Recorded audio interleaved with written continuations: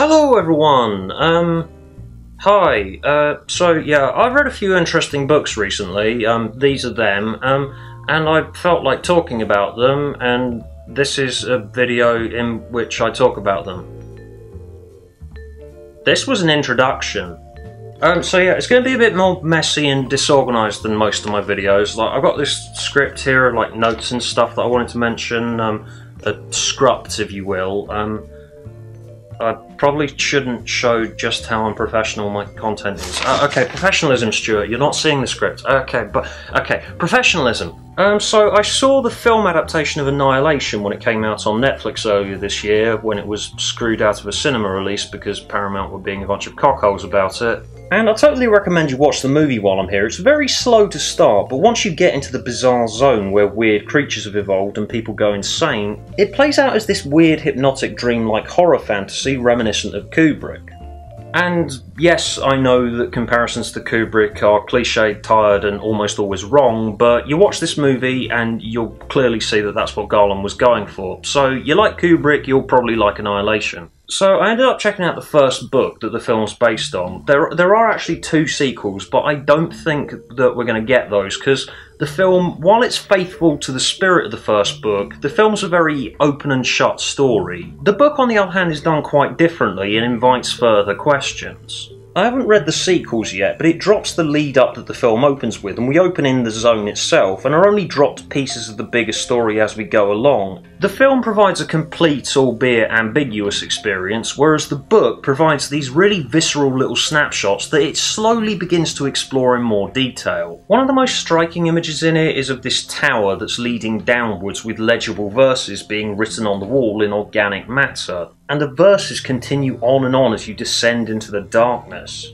Which, this snapshot is the perfect distillation of the experience of reading the book. While the film's ending sequence, which I won't spoil here because it's fucking fantastic, is a perfect encapsulation of the experience of watching the film, it's a haunting and ambiguous picture, the book's technique, on the other hand, is to keep inviting further questions, but instill that feeling of dread in the reader at every step you take. Similarly, the abandoned lighthouse, which shows up a lot earlier in the book, it's got this haunting sequence where the main character finds a trapdoor and a pit containing tons and tons of journals from people from previous expeditions into the zone that have been dumped here. And she keeps reading these testimonials from all these doomed men and women who've vanished and whose footsteps she's following in. It's a really short book, but it gives you the experience of this big, expansive, sprawling epic in such a short space. Highly recommend this. Next I've got two books to recommend you, both by Marik. His first one, Instruction Manual for Swallowing, and his second one, The Stone Thrower. Yeah, Amazon links in the description in case I hadn't mentioned that already. Again, professional, Stuart, professional.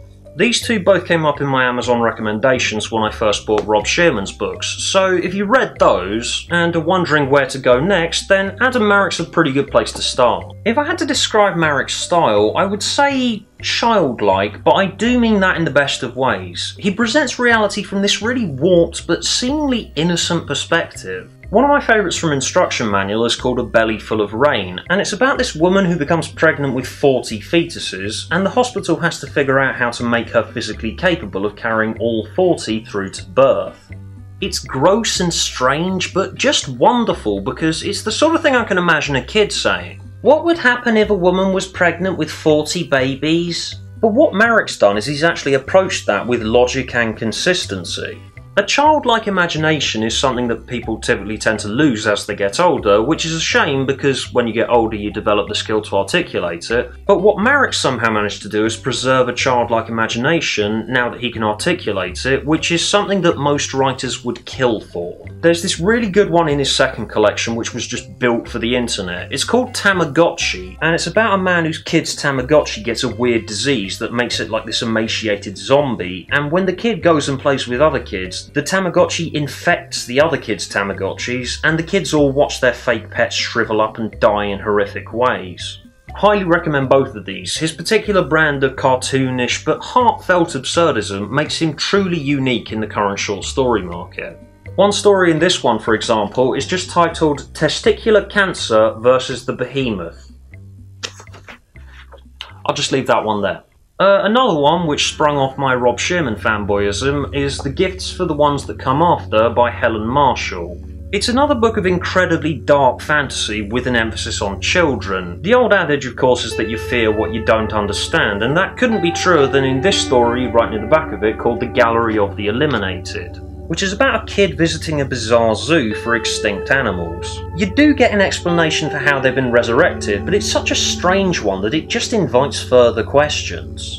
We're mostly given either children's or childlike perspectives on strange supernatural events, and it's the perspective that makes them all the more chilling. Another of my favourites is the opening story called The Hanging Game, where a bunch of kids play a game where they almost hang each other, and the kid will describe the visions that they undergo as the rope cuts into their neck. I've also started reading her other collection called Hair Side, Flesh Side, and there's this really cool story in it about a woman who's got a lost Jane Austen novel written under the inside of her skin. It's really gross and strange, but I just found I couldn't look away. Helen's scenarios are so unique and strange and original, and she seems to find new ways of creeping you out every time.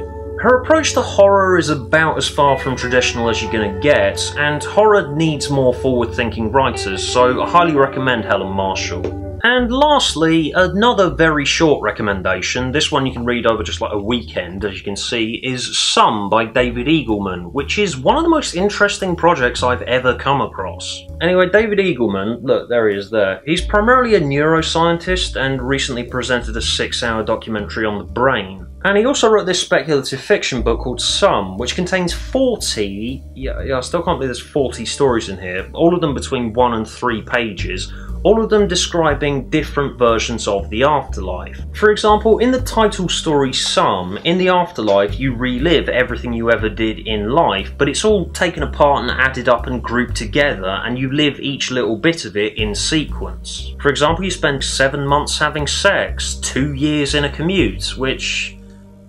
Really, David? That feels like a severe underestimation. In another, when you die, you find out that the creators of man are a race of small, stupid creatures who can't figure out the meaning of life for themselves, so they made a species to do it for them. One of my favourites was this one where you end up in a laboratory with technicians who let you live your life over again, but you can change any little detail you want. These can be to do with events that you've personally lived, or cosmetic changes like give birds the power of speech or something. You can tell it's written by a scientist because a lot of them are very abstract and read like theories, anecdotes and jokes more than full stories.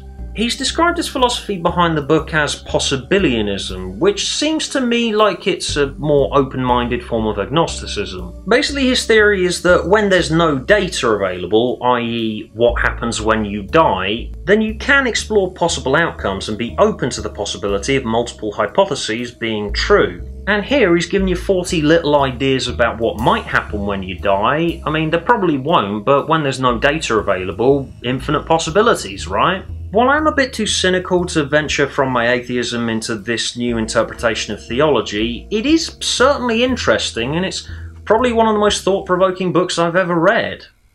So yeah, that's my last recommendation for now. I've reached the last page of my script, so video's ending soon, I guess. Here's a blank screen and some Patreon credits. Bye bye!